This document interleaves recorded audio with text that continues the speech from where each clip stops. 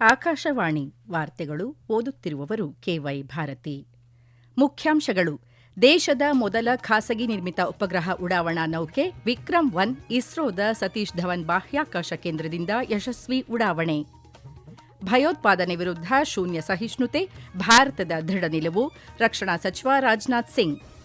ಪುಣೆಯಲ್ಲಿಂದು 3 ಪ್ರಮುಖ ರಾಷ್ಟ್ರೀಯ ಹೆದ್ದಾರಿ ಯೋಜನೆಗಳಿಗೆ ಕೇಂದ್ರ ಸಚಿವ ನಿತಿನ್ ಗಡ್ಕರಿ ಶಂಕುಸ್ಥಾಪನೆ. ಜಪಾನ್ ಓಪನ್ ಬ್ಯಾಡ್ಮಿಂಟನ್ ಮಹಿಳಾ ಸಿಂಗಲ್ಸ್ ಫೈನಲ್ ಪ್ರವೇಶಿಸಿದ ಭಾರತದ ಪಿವಿ ಸಿಂಧು.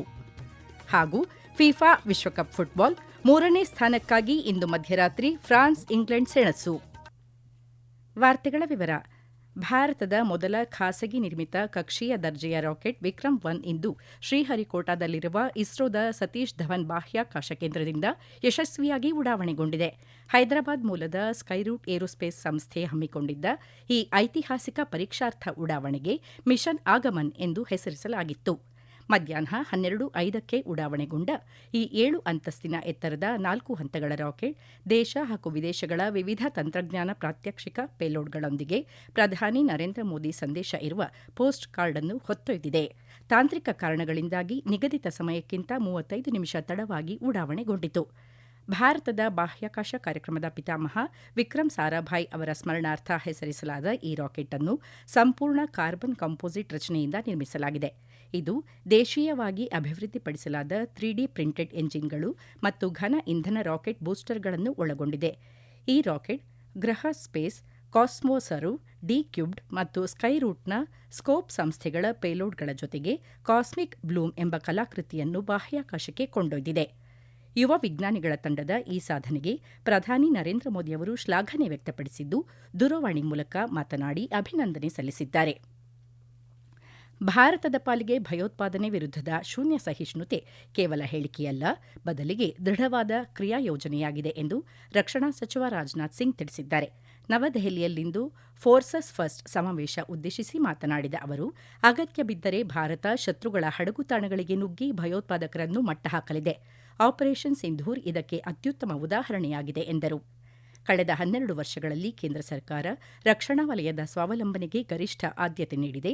ಸಶಸ್ತ್ರ ಪಡೆಗಳ ಆಧುನೀಕರಣಕ್ಕಾಗಿ ಬಜೆಟ್ನ 75% ದೇಶೀಯ ಉದ್ಯಮಿಗಳಿಗೆ ಕಾಯ್ದಿರಿಸಲಾಗಿದ್ದು, ಶೀಘ್ರದಲ್ಲೇ ನೂತನ ರಕ್ಷಣಾ ಸ್ವಾಧೀನ ಪ್ರಕ್ರಿಯೆ ಜಾರಿಗೆ ಬರಲಿದೆ ಎಂದು ತಿಳಿಸಿದರು. ದೇಶದ ರಕ್ಷಣಾ ಉತ್ಪಾದನೆ ದಾಖಲೆಯ 1.78 ಲಕ್ಷ ಕೋಟಿ ರೂಪಾಯಿಗೆ ತಲುಪಿದ್ದು, ಈ ವರ್ಷ 2 ಲಕ್ಷ ಕೋಟಿ ರೂಪಾಯಿ ಮೈಲಿಗಲ್ಲು ದಾಟುವ ಗುರಿ ಹೊಂದಲಾಗಿದೆ ಎಂದು ಮಾಹಿತಿ ನೀಡಿದರು.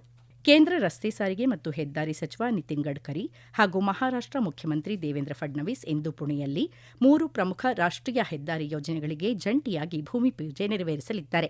ಈ ಯೋಜನೆಗಳಲ್ಲಿ Pune Sambhajinagar green field express ವೇಯ ಮೊದಲ ಹಂತವಾಗಿರುವ ಖರಾಡಿ ಜಂಕ್ಷನ್ ಮತ್ತು ಶಿರೂರು ಬೈಪಾಸ್ ನಡುವಿನ 53 ಕಿಲೋಮೀಟರ್ ಉದ್ದದ ಷಡ್ಪಥ ರಸ್ತೆ, ಹಡಪ್ಸರ್ ಮತ್ತು ಯಾವತ್ ನಡುವಿನ 30.5 ಕಿಲೋಮೀಟರ್ ರಸ್ತೆ ಹಾಗೂ ತಲೆಗಾಂವ್ ಚಾಕನ್ ಶಿಖ್ರಾಪುರ ನಡುವಿನ 54.3 ಕಿಲೋಮೀಟರ್ ರಸ್ತೆ ಅಭಿವೃದ್ಧಿ ಕಾಮಗಾರಿಗಳು ಸೇರಿವೆ. ಈ ಯೋಜನೆಗಳು ಪುಣೆ ವಲಯದಲ್ಲಿ ವಾಹನ ದಟ್ಟಣೆಯನ್ನು ಕಡಿಮೆ ಮಾಡುವುದರ ಜೊತೆಗೆ ಕೈಗಾರಿಕಾ ಮತ್ತು ಆರ್ಥಿಕ ಪ್ರಗತಿಗೆ ವೇಗ ನೀಡಲಿವೆ.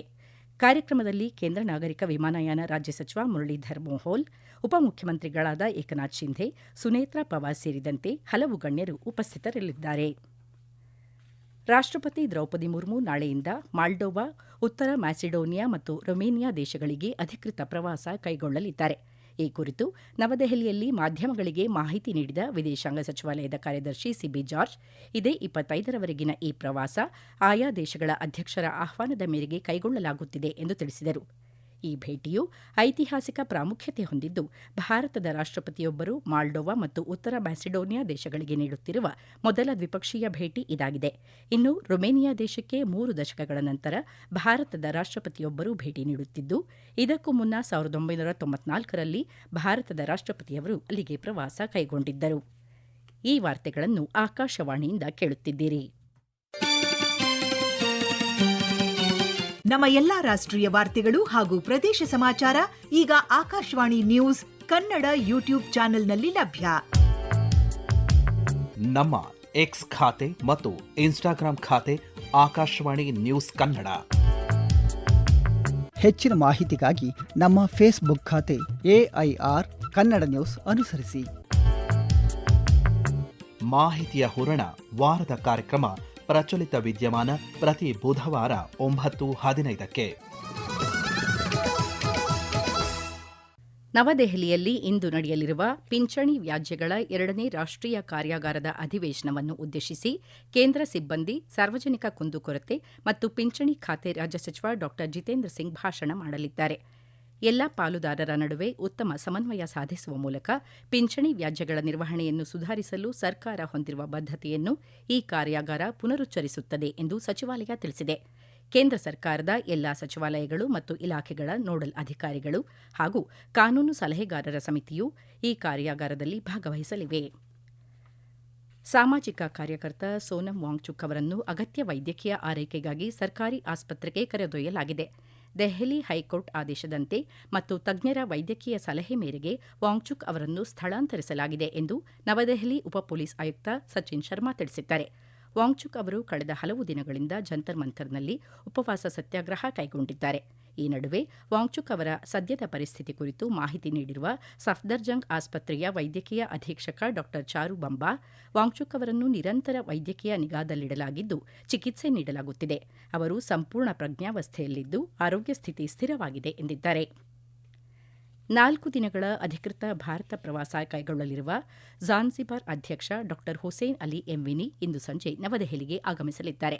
ನಾಳೆ ನವದೆಹಲಿಯಲ್ಲಿ ಉಪರಾಷ್ಟಪತಿ ಸಿಪಿ ರಾಧಾಕೃಷ್ಣನ್ ಅವರೊಂದಿಗೆ ಝಾನ್ಸಿಬಾರ್ ಅಧ್ಯಕ್ಷರು ಮಾತುಕತೆ ನಡೆಸಲಿದ್ದು, ಭಾರತ ತಾನ್ಜಾನಿಯಾ ದ್ವಿಪಕ್ಷೀಯ ಸಂಬಂಧಗಳನ್ನು ಪರಿಶೀಲಿಸುವುದರ ಜೊತೆಗೆ ಭವಿಷ್ಯದ ಸಹಕಾರದ ಹೊಸ ಅವಕಾಶಗಳ ಕುರಿತು ಚರ್ಚಿಸಲಿದ್ದಾರೆ. ವಿದೇಶಾಂಗ ಸಚಿವ ಡಾ ಎಸ್ ಜೈಶಂಕರ್ ಅವರು ಸಹ ಝಾನ್ಸಿಬಾರ್ ಅಧ್ಯಕ್ಷರನ್ನು ಭೇಟಿಯಾಗಲಿದ್ದಾರೆ. ಜಾಗತಿಕ ದಕ್ಷಿಣದ ಪಾಲುದಾರ ರಾಷ್ಟಗಳಾದ ಭಾರತ ಮತ್ತು ತಾನ್ಜಾನಿಯಾ ವಿವಿಧ ಕ್ಷೇತ್ರಗಳಲ್ಲಿ ದೀರ್ಘಕಾಲದ ಸ್ನೇಹ ಮತ್ತು ಸಹಕಾರದ ಸಂಬಂಧಗಳನ್ನು ಹೊಂದಿವೆ ಎಂದು ವಿದೇಶಾಂಗ ವ್ಯವಹಾರಗಳ ಸಚಿವಾಲಯ ತಿಳಿಸಿದೆ. ಈ ಭೇಟಿ ಉಭಯ ದೇಶಗಳ ಪರಸ್ಪರ ಹಿತಾಸಕ್ತಿಗೆ ಅನುಗುಣವಾಗಿ ದ್ವಿಪಕ್ಷೀಯ ಸಂಬಂಧಗಳನ್ನು ಮತ್ತಷ್ಟು ಬಲಪಡಿಸಲು ಹೊಸ ಉತ್ತೇಜನ ನೀಡುವ ನಿರೀಕ್ಷೆಯಿದೆ. ಪನಾಮಾದ ವಿದೇಶಾಂಗ ಸಚಿವ ಜೇವಿಯರ್ ಎಡ್ವಾರ್ಡೋ ಮಾರ್ಟಿನೆಸ್ ಆಚಾ ವಾಸ್ಕ್ವೆಸ್ ಅವರು ನಾಳೆಯಿಂದ 5 ದಿನಗಳ ಅಧಿಕೃತ ಭಾರತ ಪ್ರವಾಸ ಕೈಗೊಳ್ಳಲಿದ್ದಾರೆ. ಪ್ರವಾಸದ ವೇಳೆ ಅವರು ನಾಡಿದ್ದು ನವದೆಹಲಿಯಲ್ಲಿ ಕೇಂದ್ರ ವಾಣಿಜ್ಯ ಮತ್ತು ಕೈಗಾರಿಕಾ ಸಚಿವ ಪಿಯೂಷ್ ಗೋಯಲ್ ಅವರನ್ನು ಭೇಟಿ ಮಾಡಲಿದ್ದಾರೆ. ಹೈದರಾಬಾದ್ ಭವನದಲ್ಲಿ ವಿದೇಶಾಂಗ ಸಚಿವ ಡಾ ಎಸ್ ಜೈಶಂಕರ್ ಅವರೊಂದಿಗೂ ಮಾತುಕತೆ ನಡೆಸಲಿದ್ದಾರೆ. ಇದೇ 22ರಂದು ನವದೆಹಲಿಯಲ್ಲಿ ಜೇವಿಯರ್ ಎಡ್ವಾರ್ಡೋ ಅವರು ಕೇಂದ್ರ ಬಂದರು, ಹಡಗು ಸಾಗಣೆ ಮತ್ತು ಜಲಮಾರ್ಗಗಳ ಸಚಿವ ಸರ್ಬಾನಂದ ಸೋನೋವಾಲ್ ಅವರೊಂದಿಗೆ ಸಭೆ ನಡೆಸಲಿದ್ದಾರೆ. 2 ಬಾರಿಯ ಒಲಿಂಪಿಕ್ ಪದಕ ವಿಜೇತೆ ಭಾರತದ ಪಿವಿ ಸಿಂಧು ಟೋಕಿಯೋದಲ್ಲಿ ನಡೆಯುತ್ತಿರುವ ಜಪಾನ್ ಓಪನ್ ಬ್ಯಾಡ್ಮಿಂಟನ್ ಮಹಿಳಾ ಸಿಂಗಲ್ಸ್ ಫೈನಲ್ಗೆ ಲಗ್ಗೆ ಇಟ್ಟಿದ್ದಾರೆ. ವಿಶ್ವದ 4ನೇ ಶ್ರೇಯಾಂಕಿತ ಚೀನಾದ ಚೆನ್ ಯು ಫೈ ಅವರು ಗಾಯದ ಸಮಸ್ಯೆಯಿಂದಾಗಿ ಪಂದ್ಯದ ಮಧ್ಯದಲ್ಲೇ ನಿವೃತ್ತಿ ಪಡೆದಿದ್ದರಿಂದ ಸಿಂಧು ನೇರವಾಗಿ ಫೈನಲ್ ತಲುಪಿದರು. ಪಂದ್ಯದ ಮೊದಲ ಸೆಟ್ ಅನ್ನು ಸಿಂಧು 21-19ರಿಂದ ಗೆದ್ದುಕೊಂಡಿದ್ದರು. 2ನೇ ಸೆಟ್ನಲ್ಲಿಯೂ 15-10 ಮುನ್ನಡೆಯಲ್ಲಿದ್ದಾಗ ಚೀನಾ ಆಟಗಾರ್ತಿ ಆಟದಿಂದ ಹೊರನಡೆದರು. ಪ್ರಶಸ್ತಿಗಾಗಿ ನಾಳೆ ನಡೆಯಲಿರುವ ಅಂತಿಮ ಹಣಾಹಣಿಯಲ್ಲಿ ಪಿವಿ ಸಿಂಧು ಅವರು ಜಪಾನ್ನ ಅಕಾನೆ ಯಮಗುಚಿ ಅವರನ್ನು ಎದುರಿಸಲಿದ್ದಾರೆ. ಫಿಫಾ ವಿಶ್ವಕಪ್ ಫುಟ್ಬಾಲ್ ಪಂದ್ಯಾವಳಿಯ ಅಂತಿಮ ಘಟ್ಟ ಸಮೀಪಿಸುತ್ತಿದ್ದು, ಇಂದು ಮಿಯಾಮಿ ಕ್ರೀಡಾಂಗಣದಲ್ಲಿ 3ನೇ ಸ್ಥಾನಕ್ಕಾಗಿ ನಡೆಯಲಿರುವ ಪ್ಲೇ ಆಫ್ ಪಂದ್ಯದಲ್ಲಿ ಫ್ರಾನ್ಸ್ ಮತ್ತು ಇಂಗ್ಲೆಂಡ್ ತಂಡಗಳು ಮುಖಾಮುಖಿಯಾಗಲಿವೆ. ಪಂದ್ಯ ಭಾರತೀಯ ಕಾಲಮಾನ ಇಂದು ಮಧ್ಯರಾತ್ರಿ 2:30ಕ್ಕೆ ಆರಂಭವಾಗಲಿದೆ. ಇನ್ನು ನಾಳೆ ಈ ಪ್ರತಿಷ್ಠಿತ ಪಂದ್ಯಾವಳಿಯ ಫೈನಲ್ ಪಂದ್ಯ ನ್ಯೂಯಾರ್ಕ್ ನ್ಯೂಜೆರ್ಸಿ ಕ್ರೀಡಾಂಗಣದಲ್ಲಿ ನಡೆಯಲಿದ್ದು, ಅರ್ಜೆಂಟೀನಾ ಮತ್ತು ಸ್ಪೇನ್ ತಂಡಗಳು ಟ್ರೋಫಿಗಾಗಿ ಸೆಣಸಾಟ ನಡೆಯಲಿವೆ. ಈ ಪಂದ್ಯ ಭಾರತೀಯ ಕಾಲಮಾನ ನಾಳೆ ಮಧ್ಯರಾತ್ರಿ 12:30ಕ್ಕೆ ಆರಂಭವಾಗಲಿದೆ. ಈಗ ಕೊನೆಯಲ್ಲಿ ಮತ್ತೊಮ್ಮೆ ವಾರ್ತೆಗಳ ಮುಖ್ಯಾಂಶಗಳು. ದೇಶದ ಮೊದಲ ಖಾಸಗಿ ನಿರ್ಮಿತ ಉಪಗ್ರಹ ಉಡಾವಣಾ ನೌಕೆ ವಿಕ್ರಮ್-1 ಇಸ್ರೋದ ಸತೀಶ್ ಧವನ್ ಬಾಹ್ಯಾಕಾಶ ಕೇಂದ್ರದಿಂದ ಯಶಸ್ವಿ ಉಡಾವಣೆ. ಭಯೋತ್ಪಾದನೆ ವಿರುದ್ಧ ಶೂನ್ಯ ಸಹಿಷ್ಣುತೆ, ಭಾರತದ ದೃಢ ನಿಲುವು, ರಕ್ಷಣಾ ಸಚಿವ ರಾಜನಾಥ್ ಸಿಂಗ್.